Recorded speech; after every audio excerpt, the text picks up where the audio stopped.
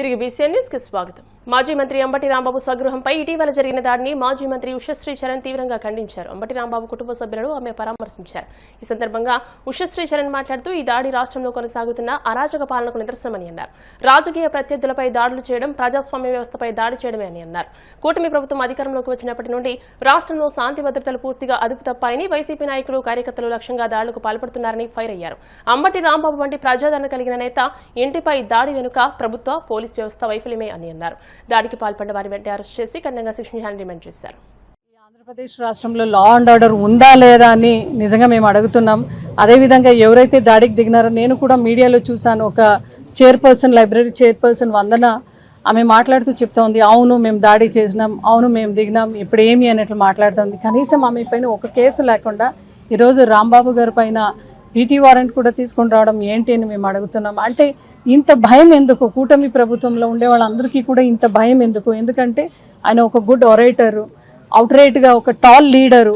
అటువంటి నాయకత్వాన్ని కూడా మీరు ప్రశ్నించే విధంగా ఈరోజు ఆయన్ని అరెస్ట్ చేసి లోపల పెట్టారు. వాళ్ళ ఫ్యామిలీ మొత్తం వేధిస్తున్నారు.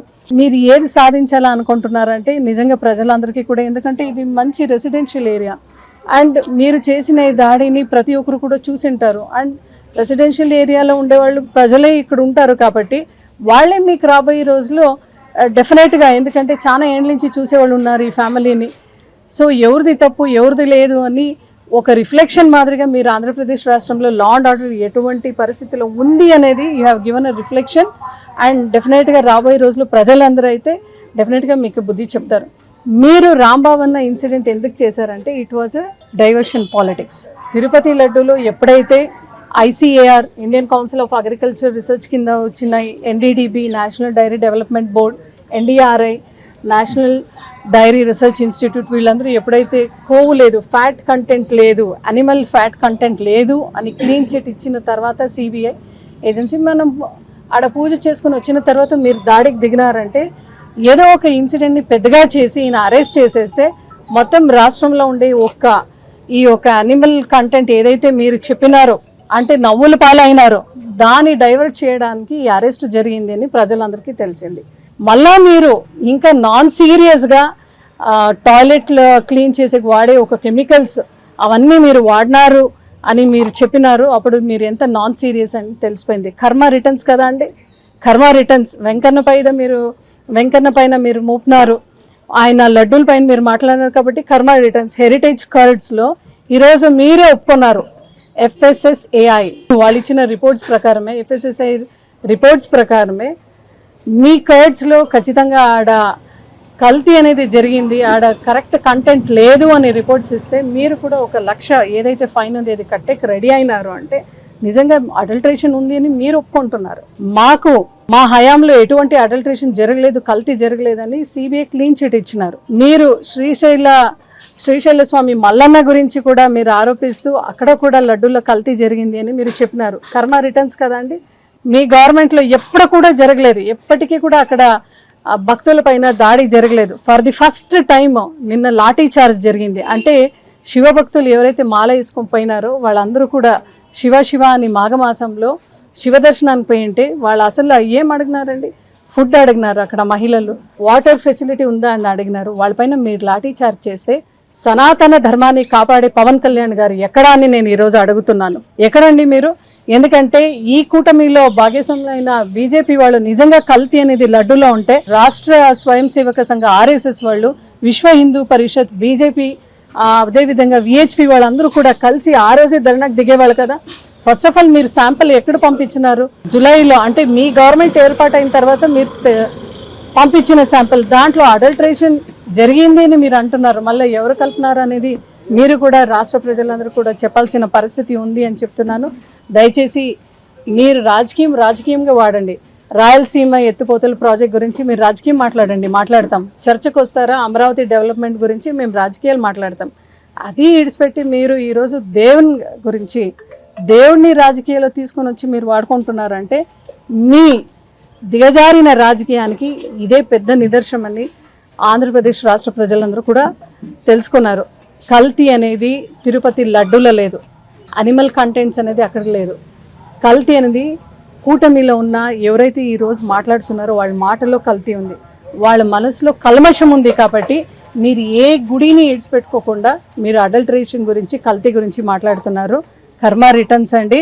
ఎందుకంటే కలియుగ స్వామి ప్రత్యక్ష దైవం వెంకటేశ్వర స్వామితో పెట్టుకున్నారు. కర్మ రిటర్న్స్ అంతే.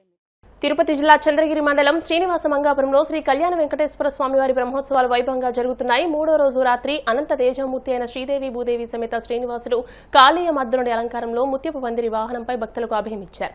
రాత్రి స్వామివారు 4 మాడవీధుల్లో విహరించి భక్తులకు దర్శన భాగ్యం కల్పించారు. గజరాజులు ముందు నడుస్తూ ఉండగా భక్తజన బృందాలు చెక్క భజనలు కోలాటాలతో స్వామివారిని కీర్తిస్తూ ఉండగా మంగళ వాయిద్యాల నడుమ స్వామివారి వాహన సేవ కోలాహలంగా జరిగింది.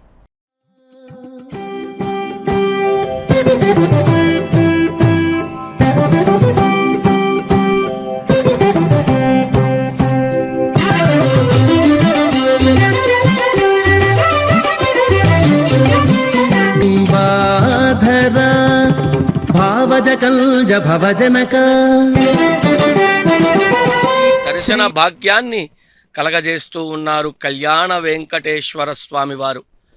బ్రహ్మోత్సవంలో వాహనం.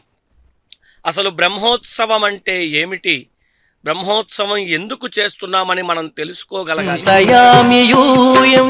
మాధవా కేశవ మధుసూదన విష్ణు శ్రీధరా పదనకం చింతయామి యూయం. కోర్కెలు తీర్చేటువంటి ఆ శ్రీనివాసుడు కల్పవృక్షాన్ని అధిరోహించాడు. ప్రకృతికి వాంఛిత ఫలాలన్నిటినీ కూడా మనం ఏదైతే కల్పవృక్షం దగ్గరికి వెళ్ళి కోరుకుంటామో ఆ కోరికలన్నిటినీ కూడా వెంకటేశ్వర స్వామి వారి యొక్క బ్రహ్మోత్సవ శోభ అలా మున్ముందుకు మాడవీధులలో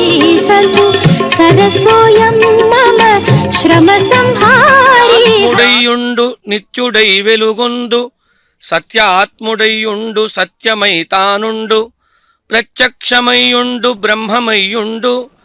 సత్యరాజ కూతురైనటువంటి పద్మావతీదేవిని చూసి మోహించి పరిణయమాడి చెయ్యండి అని అగస్త్య మహర్షి వేడుకొనగా ఆ వేదవేద్యుడు పరమాత్ముడు శ్రీవాంగే స్వర్ణ పీతాంబరం, అంతటా కూడా స్వర్ణ పీతాంబరం బంగారు వస్త్రాన్ని ధరించి ఉన్నాడట స్వామి.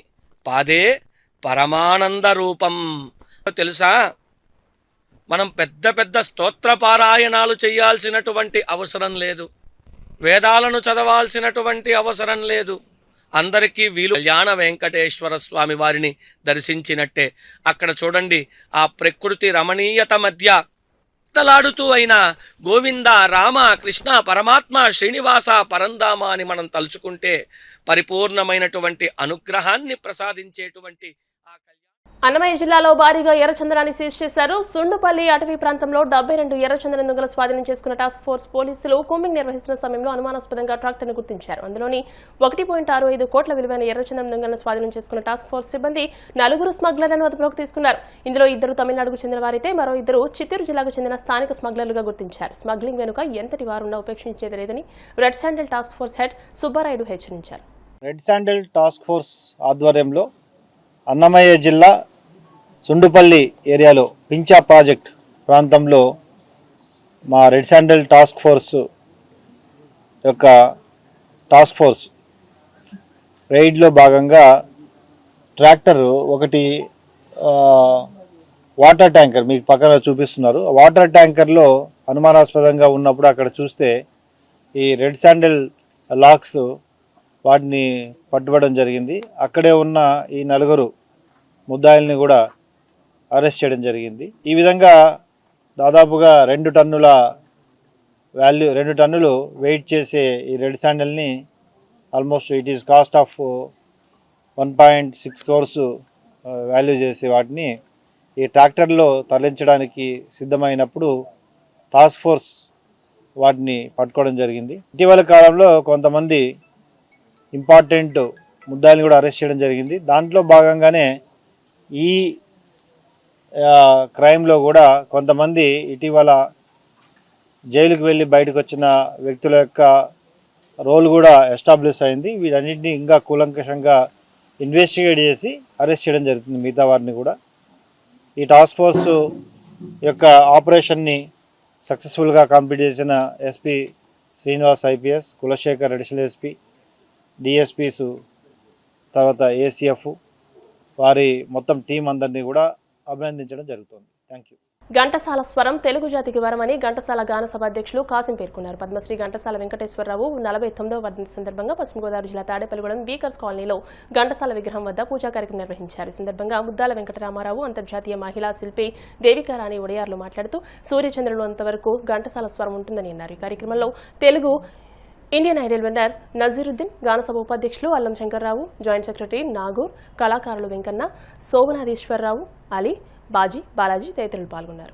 ఘంటసాల గారు మరి 52 సంవత్సరాలు జీవించారు. ఆ 52 సంవత్సరాలుగా వర్ధంతి కార్యక్రమం, అలాగే డిసెంబర్ 4న జయంతి కార్యక్రమాలు దేశవ్యాప్తంగా సంగీతాభిమానులు అందరూ దేశ విదేశాల్లో కూడా చేస్తున్నారు. అలాగే ఆయన మన అందరికీ ప్రసాదించినటువంటి తెలుగు భగవద్గీత తెలుగువారి ఇళ్లల్లో ప్రపంచవ్యాప్తంగా కూడా అది చాలా ప్రసిద్ధి చెందింది. ఎంతమంది భగవద్గీత గానం చేసినా వారు చేసినటువంటి వ్యాఖ్యానం కానీ, వారు రూపకల్పన చేసినటువంటి మరి సంగీతం కానీ దానికి వరం. అటువంటి గొప్ప గాయకులు ఆయన భగవద్గీత పాడాక మళ్ళీ నేను సినిమా పాటలు పాడకూడదని నిర్ణయించటం, అలాగే ఆయన భగవద్గీత తర్వాత మరి ఏ సినిమా పాట కూడా పాడటం జరగలేదు. ఆయన తెలుగు సంగీతంలో ఘంటసాల స్వరం తెలుగు భాషకి వరం. ఆయన చేసినటువంటి మరి సంగీతం సమకూర్చినటువంటి చిత్రాలు కానీ, అలాగే ఆయన పాడినటువంటి పాటలు కానీ నేటికి చాలామంది మరి మనశ్శాంతిని కలుగజేసే విధంగా ఆ పాటలు ఉంటాయి. ఆనాటి సాహిత్యం వల్ల ఇంకా కూడా తెలుగు సినిమా సంగీతం కానీ తెలుగు భాష కానీ సజీవంగా ఉందంటే అది ఘంటసాల గారు మనకు అందించినటువంటి గొప్ప సంగీతం. వార్తలు ముగించే ముందు ముఖ్యాంశాలు మరోసారి. ప్రైవేట్ కంపెనీలకు భూముల కేటాయింపుపై శాసనమండలిలో వాడివేడి చర్చ. క్రెడిబిలిటీ కంపెనీలకే భూములు కేటాయింపు జరుగుతోందని చెప్పిన మంత్రి లోకేష్. మాజీ మంత్రి అంబటి రాంబాబు కుటుంబాన్ని పరామర్శించిన పెద్దిరెడ్డి రామచంద్రారెడ్డి. మాజీ మంత్రులు ఎమ్మెల్యేలపై దాడులు చేయడం దుర్మార్గమని వ్యాఖ్య. అంబటి కుటుంబ సభ్యులకు మాజీ మంత్రి ఉషశ్రీ చరణ్ పరామర్శ. దాడులకు పాల్పడిన వారిని వెంటనే అరెస్ట్ చేసి కఠినంగా శిక్షించాలని డిమాండ్. వైభవంగా శ్రీనివాస మంగాపురం శ్రీ కళ్యాణ వెంకటేశ్వర స్వామివారి బ్రహ్మోత్సవాలు. కాళీయ మర్దనుడి అలంకారంలో ముత్యపు పందిరి వాహనంపై అభయమిచ్చిన స్వామివారు. ఈ వార్తలు ఇంతటితో సమాప్తం. మరిన్ని వార్తల కోసం BCN digital YouTube channel, Facebook page ని ఫాలో అవ్వండి. అప్డేటెడ్ వార్తల కోసం ప్లీజ్ సబ్స్క్రైబ్.